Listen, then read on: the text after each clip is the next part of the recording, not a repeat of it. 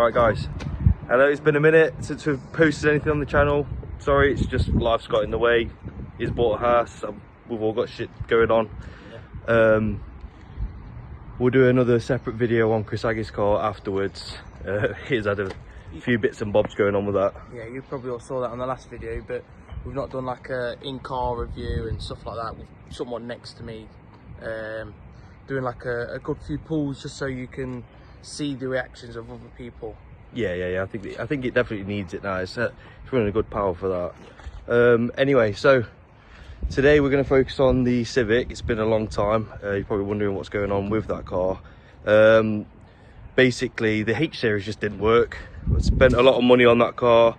Trying to spend a lot of time on the H swap. Basically, the bottom line is with that car, well, that swap was, it was a JDM engine, and it was apparently trying to look for a crank sensor, but because everything was read through the Dizzy and was trying to change it to OBD2A when it was OBD0, it was looking for a sensor that weren't there, and it was just a lost cause. I could have put a sensor in, but it would have been a lot of headache, and for the amount of power gains I'd get from that, it wasn't worth it. So I'm just gonna go straight into it and show you the new car. Right, so I've gone and bought myself a running, driving, somewhat fully functional EP3. I got the car on a deal because basically it was rotten. Got it welded up enough to pass the MOT, but basically it's just not a nice solid base to work off. And what it is a solid base for me to work off for a K-swap. So because everything somewhat is functioning fine, everything somewhat runs, we're just gonna make sure this engine runs sweet in this, and then completely like swap everything over into the Civic EJ. For the EJ. There's no easier way of getting this done than having a fully functioning car that's ready to just take everything out, put in the EJ, and it's just going to be so much more simple. Yeah. We know so many people have done this swap. It's going to be very, very, I say easy, but there's so much knowledge about it now, how to do it, just because so many people have done it. So we're going to give it a go. We think we'll be able to crack this one, unlike the H series, but we'll pop the bonnet and we'll show you the engine. Yeah. Right, okay, so as you can see, it's a UK spec EP3 K20A2. Just the ideal swap, to be honest. Everything's running somewhat okay. That's why we're doing this video today. As you can see, it just has a K&N, I think K&N air filter put on it. It's not been mapped. There's it's still got its cat inside of it. You know, it's just basically a blank canvas, let's say, to start on. Is it the K20A? They're the ones that are good for the boost. Yeah. So that's something again we're looking at in the future. This is supposedly good for, let's say, 600 brake, unopened, so not forged or anything swapped or anything like that. Like the gearbox. Yeah, they're gonna take a shit straight away, aren't they? About 400 brake. But yeah. I'll show you something else that I bought for the car. Basically, before I got the EP3, I bought this K series. So it was going to go K series either way. It's just I found that on a deal, and basically I bought this off a dude. Facebook Marketplace. You know how that is. It's a bit sketchy. It's never 100%. The guy said that he had this as a spare engine, so he split the head from the bottom end, did the head gasket, put everything back together, but there's just a lot of stuff missing off it. The amount of cost it will put, the amount of cost for me to put this thing straight wouldn't justify just buying an actual running driving EP3. So now I've got this as a spare. But yeah, it's always nice to have spares, I guess. If for some reason we run low on funds for the build over there, then I could even have this to sell as a bare engine. Right, okay, back over here to the EP3. Basically, I said that it's somewhat driving okay because the VTEC's intermittent on it, and we plugged it in. Basically, it's coming up with like a cam sensor issue, and it's immediate that when you turn the car on, you can hear a chain rattling. This supposedly had a rebuild on it as well with the paperwork with the car, but I don't know how long ago it was, or it's not very clear, and how much you even trust it that it was a rebuild, that the garage didn't just buy another running engine and just swap it for that instead.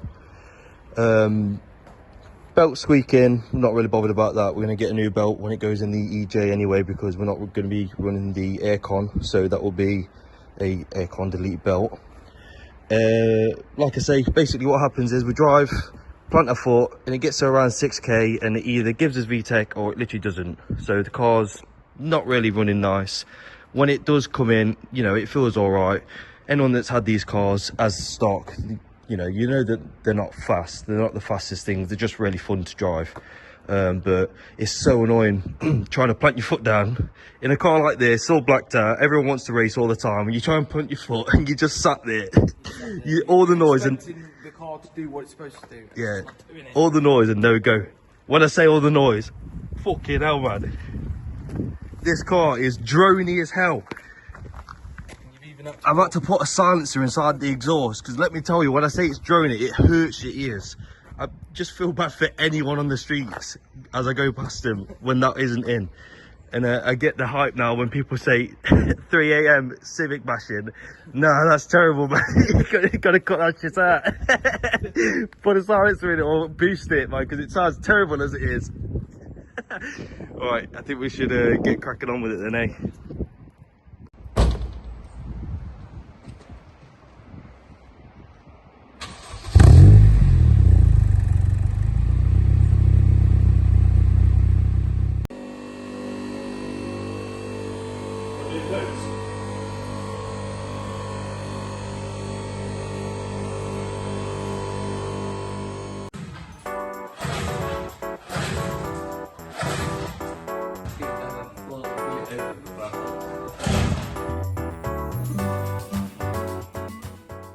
Right, so we're going to talk you through somewhat what we've done so far. So, support the engine with Yep. a jack and a bit of a wooden block. Yep. And then we have taken off the engine mount on to the side of the block. Once we've got that off, we can then take off the auxiliary belt.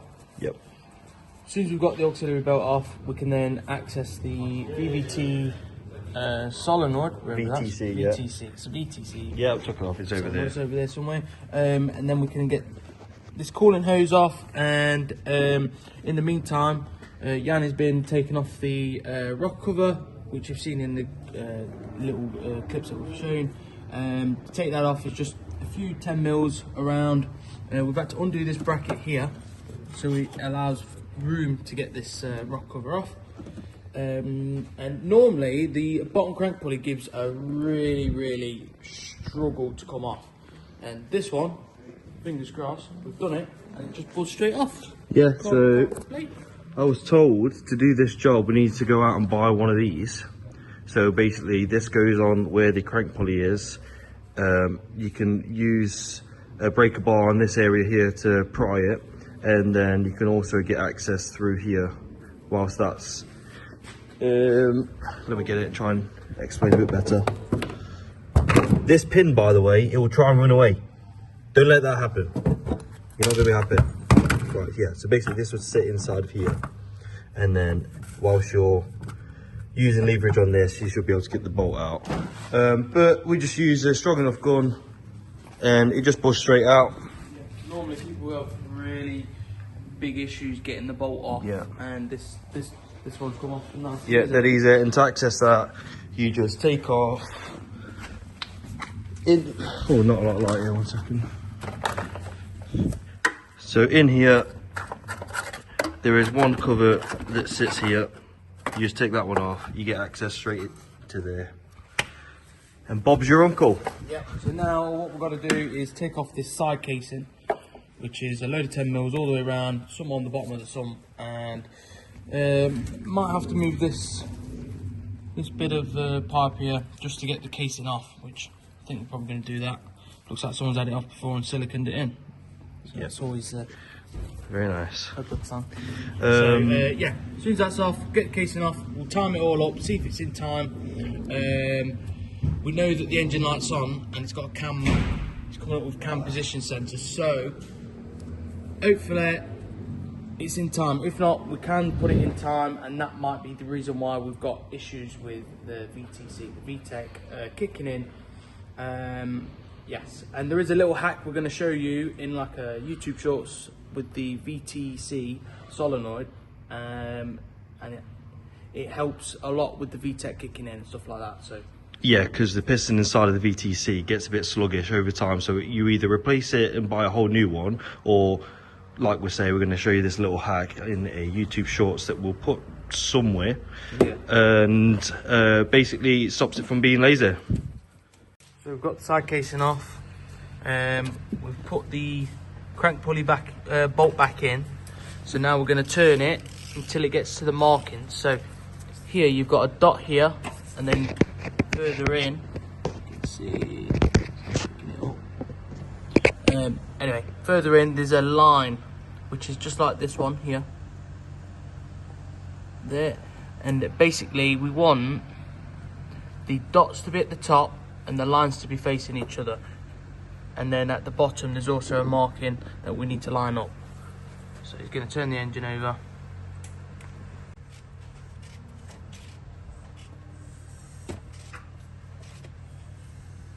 Right, quarter turn. Keep going. Right, so we. Keep going. Nearly there. Line up. There, about there. Oh, I don't know what happened with the camera there. Yeah, so we're about there, and probably got to turn it a little bit more. But there, yeah, we need to just check the bottom as well, make sure that's right. If not, then we know we've got timing. It's slightly out, so we'll get back to you once we've got it all timed up properly and start stripping off the guides. Okay, so I'm going to try and do this so you can see as clear as possible. But as you can see, I've got this torch somewhere there. As you can see here, there is a marking, and we've got it to line up with the other marking just behind it. So this is lined up correctly on the crank. So we go up here, and you can see this center section here. These markings aren't facing each other at all. Oh, don't know what happened there. Sorry about this camera, guys, it's just going crazy. There you go.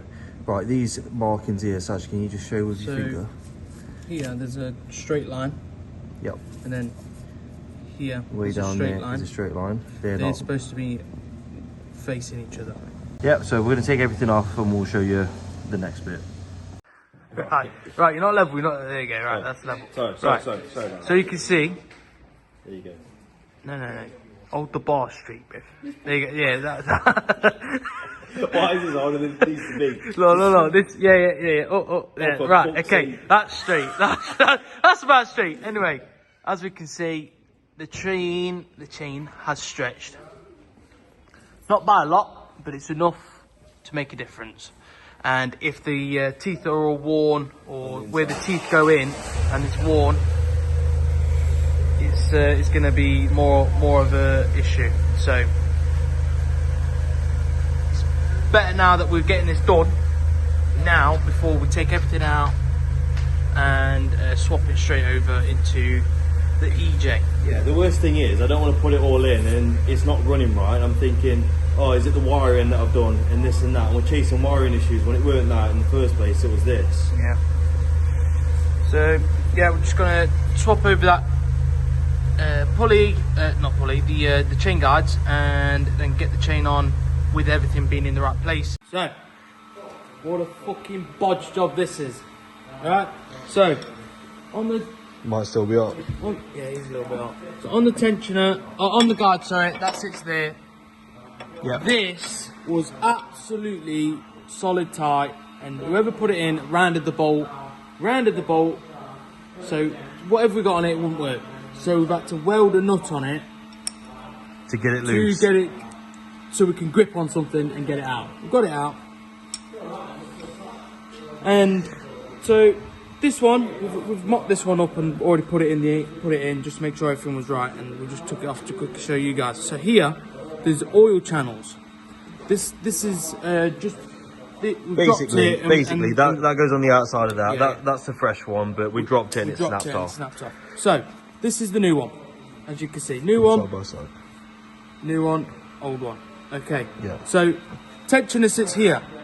When we had the tensioner on, it wouldn't sit in this groove here. There's a nice cutout where the tensioner sits.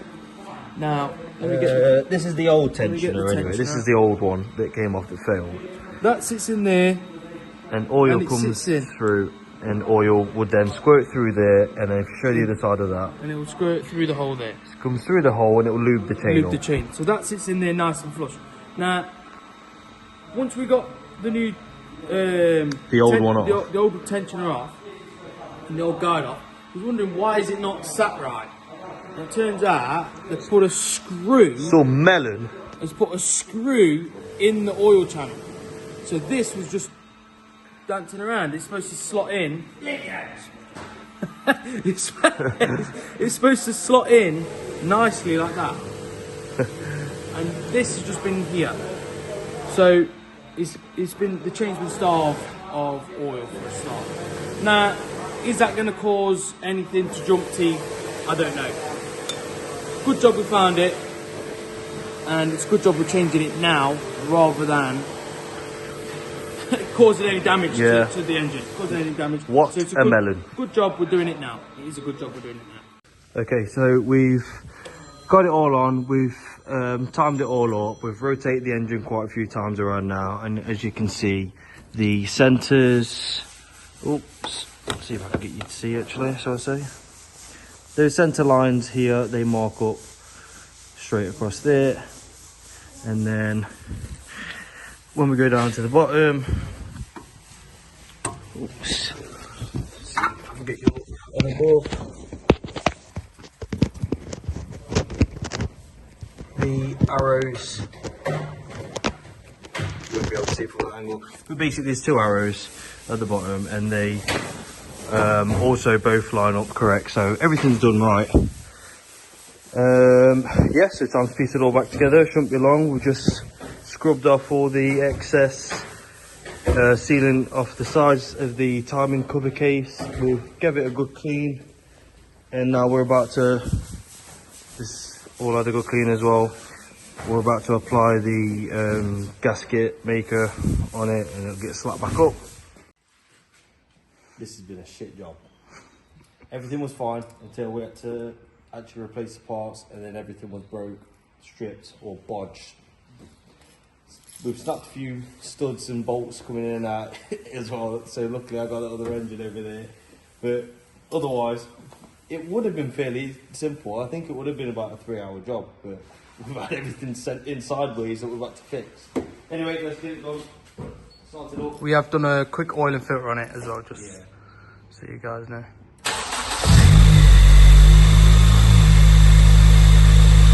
There we go. Sorted. So it's a small how-to, but we didn't really show much. Yeah, basically. Because time's getting on and we needed to get this done. Yeah, we're getting ragged by misses as well.